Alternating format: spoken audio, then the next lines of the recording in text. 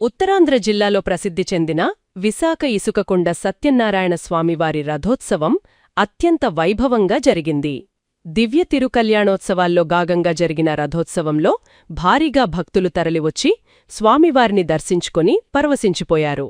ధర్మకర్తల మండలి చైర్మన్ సూర్యప్రసాద్, సభ్యులు స్వామివారి తిరుకల్యాణోత్సవాలను ప్రతిష్టాత్మకంగా నిర్వహిస్తున్నారు.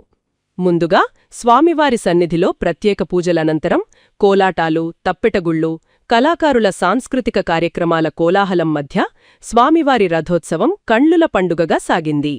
స్వామివారి రథోత్సవం సందర్భంగా తరలివచ్చిన భక్తుల సందడితో స్వామివారి సన్నిధి ఆధ్యాత్మిక వాతావరణంతో కోలాహలంగా మారింది.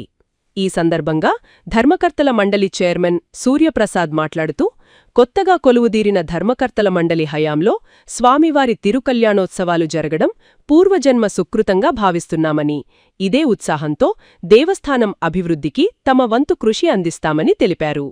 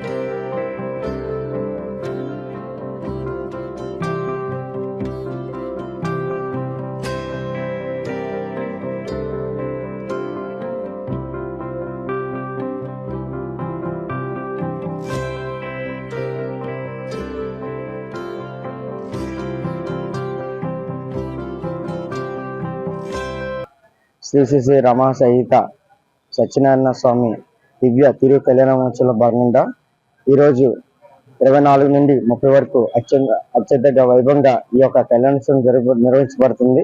అందులో భాగంగా నిన్న 25వ తారీఖున ఏకాదశి రోజు కళ్యాణం జరిగిన స్వామివారి తదుపరి అనంతరం రథయాత్ర మన కప్పెడి గుళ్ళు, పులివేషాలు, కోలాటాలతోటి వైభవంగా రమణీయంగా ఎంతో పూర్ణ మార్కెట్ నుండి అలా దుర్గాలమ్మ గుడి చౌటరి నుండి జగదాంబ నుండి మళ్ళీ తీసుకుని వచ్చి మళ్ళీ గుడివారికి ఈ యొక్క స్వామివారి రథయాత్ర అయితే మాత్రం వైభవంగా జరిగింది.